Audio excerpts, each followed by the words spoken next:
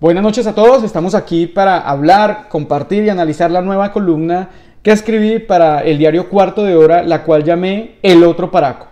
¿Y por qué la llamé así? Básicamente porque en Colombia siempre acudimos a la analogía de responsabilizar a Álvaro Uribe Vélez de todos los problemas sociales del país. Y aunque es un actor importante que desea implementar en Colombia, que ya está implementado un modelo económico neoliberal, feudal, fascista, que ve en la violencia y el narcotráfico la manera de perdurar, la manera de sostener unas políticas criminales, no lo es. Tendríamos que mirar un contexto histórico, tendríamos que ir a la propia conquista, a la colonización, a la fundación de la República, a la Patria Boba, a los inicios de siglo con esos desgobiernos, al magnicidio de Gaitán, al Frente Nacional, al surgimiento de las guerrillas, al fraude electoral de 1970, al Estatuto de Seguridad de Turbay, el surgimiento de los paramilitares, la Constitución del año 91, los procesos de paz, en fin, preguntarnos por qué duramos tanto tiempo en Colombia sin hacer una nueva Constitución. Eso es mirar contextos históricos, pero aquí vamos a hablar de otro actor, de una persona que incorporó o terminó de incorporar el modelo económico neoliberal en Colombia a través de lo que denominó la apertura económica. Ese personaje se llama César Gaviria, así que vamos a leer la columna del Otro Paraco. Si existe en Colombia un grupo de personas impedidas intelectual, ética y moralmente para opinar sobre temas de cómo se debe manejar el país, son los expresidentes. Por una razón básica, tuvieron las riendas del poder para tratar temas trascendentales que hoy cínicamente vienen a dar cátedra de cómo se solucionan, pero que obviamente ellos no hicieron. Se vieron envueltos en escándalos de todo tipo y lucen como fuentes de conocimiento y sabiduría. No hay cosa más inservible y estorbosa que un expresidente. El único presentable, Juan Manuel Santos. Pero no por lo que dice, sino por lo que calla. Así deberían hacer todos, guardar silencio. El peor sin duda, Álvaro Uribe Vélez.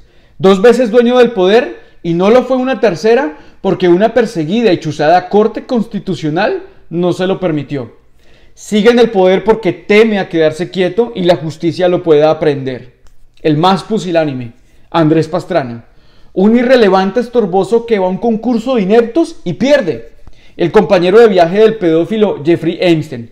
El culpable del recrudecimiento de la guerra, del empoderamiento de los paras y de las FARC, como también de una de las peores crisis económicas y quien le dejó el camino servido al genocida Matarife. Pero uno ha pasado desapercibido, un latoso pero imperceptible, uno que destruyó el partido de supuestos ideales socialdemócratas, el partido de Ezequiel Rojas, de López Pumarejo, de Gaitán y de Galán, el mayor beneficiado del magnicidio de este último, César Gaviria Trujillo, un oportunista que como elefante colgado en un árbol o un cerdo de presidente, no se sabe cómo llegó ahí. El Otro Paraco, el autor de la apertura económica, que básicamente fue la entrega del país al sistema neoliberal, privatizando industrias que posteriormente quebraron, como también los 5 puertos más importantes del país, lo que originó un gigantesco fraude, responsable de la crisis energética por su nula atención a la infraestructura. La única solución que se inventó fue cambiarla ahora. La Constitución, plagada de errores al sistema judicial que hoy padecemos, pero con un fuerte sentido social, no fue obra suya. Fue producto de un movimiento social y estudiantil, como también de la esperanza de paz. Pero con dicha constituyente, el Otro Paraco aprovechó para darle gusto a narcotraficantes que pusieron en jaque al país con sus actos violentos, para que este ente manipulable anulara la extradición y se les diera un trato exclusivo, como efectivamente ocurrió. El propio Escobar diseñó en 1991 una cárcel a su gusto, una finca ubicada en Envigado donde seguía delinquiendo con la complicidad del Estado. Cuando el Otro Paraco decidió actuar, ya era demasiado tarde. Escobar desde siempre tuvo listo un plan de fuga con el contubernio de las fuerzas del Estado, hecho que también desató un capítulo oscuro de la historia del conflicto interno armado.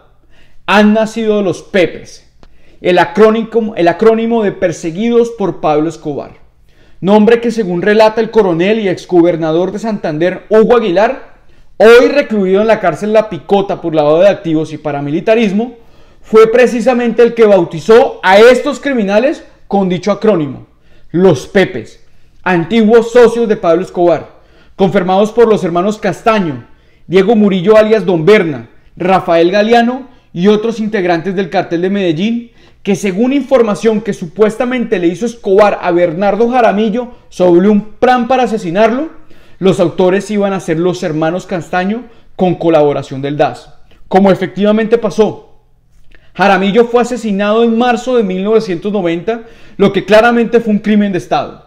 Los hermanos Castaño interpretaron esto como una traición, pero la asociación de muerte con Escobar siguió hasta el robo de una caleta de más de 20 millones de dólares por parte de los hermanos Moncada y Galeano, socios del capo, que posteriormente se enteró y furioso le extendió una trampa en su finca cárcel de Envigado. Los invitó a una reunión que se convirtió en una carnicería de la que se salvó el mismo Don Berna y uno de los hermanos Galeano. Fue allí donde los antiguos socios de Pablo Escobar deciden crear los Pepes, que inclusive reciben el apoyo del mismo cartel de Cali. Ya no existían causas ni principios. Así es de inmoral y contradictoria la guerra.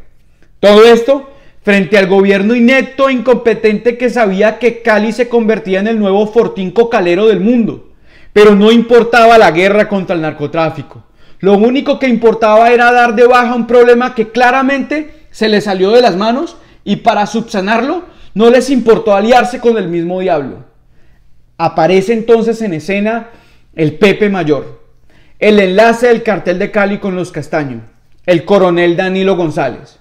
Compañero de Hugo Aguilar, se especializó en dar positivos a bases de premisas ilegales y alianzas criminales. Fue el autor de más de 95 homicidios, torturaba, secuestraba y violaba derechos humanos.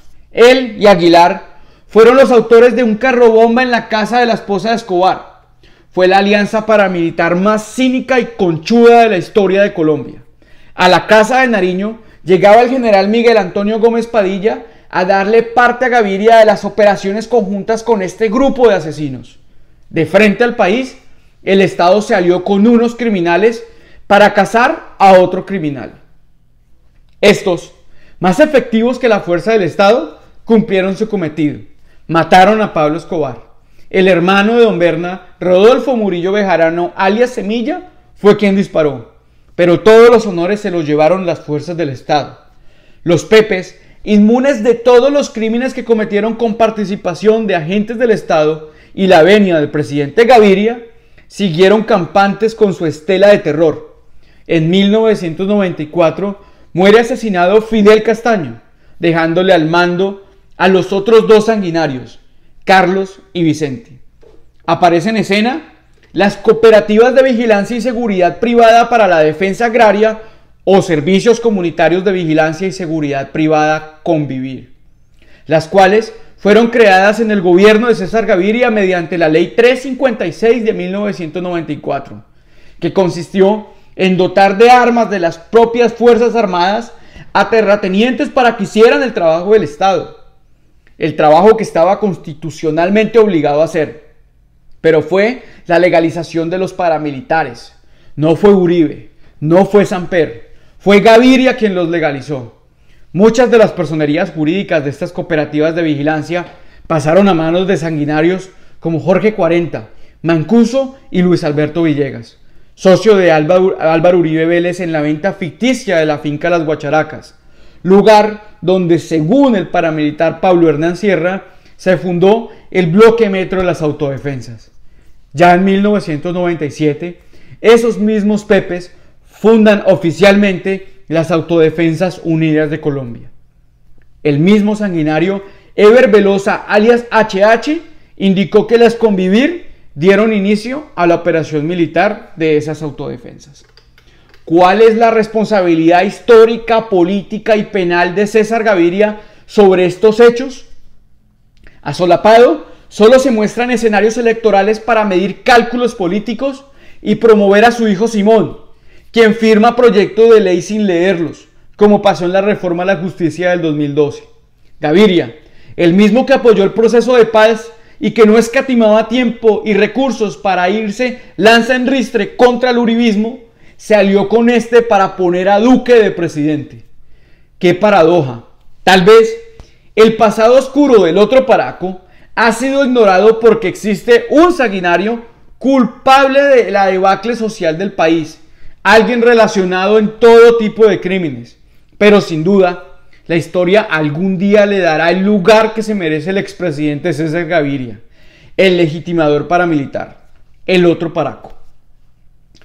Esta fue la columna que escribí, espero les haya gustado. Los invito a que me compartan qué fue lo que más les gustó. Algunas preguntas estaré respondiéndoselas ahí mismo en los comentarios. También me gustaría que me dijeran que estuvo mal, si hay un error ortográfico, gramatical, de sintaxis o de conexión de ideas. Me gustaría que me lo dijeran. Estoy aquí también para aprender de ustedes. Hubo muchas cosas que a último momento no incorporé a la columna, pero porque eran hechos que no estaban totalmente comprobados, como fue la llegada de César Gaviria posteriormente a la OEA. ¿Cuál fue la razón que llevó a que lo nombraran secretario? Existe una información que no está confirmada sobre que él puso unas antenas en Cali para ayudar a rastrear los vuelos cargados de coca. Eso no está confirmado, lo aclaro. Como también esto sí está confirmado, es en Pereira. Existen unas tierras que anteriormente pertenecían a un narcotraficante, creo que su nombre es Bernardo Jaramillo, el cual ya murió, pero los Gaviria terminaron con esas tierras en Risaralda. Este señor lo iban a extraditar en el año 83, pero de alguna artimaña los hermanos de Gaviria terminaron con estas tierras allá en Risaralda. Pero no incorporé esta información a la columna, ya que pues todo lo que acabo de mencionar, como fueron los pepes, la creación de las Convivir, todo esto sí está históricamente comprobado. Así que muchas gracias por ver este video. Le pido que los compartan, que se suscriban a mi canal de YouTube, me sigan en Twitter, que estoy como Beto Coral G. También así lo estoy en Instagram, YouTube y Facebook. Un abrazo para todos.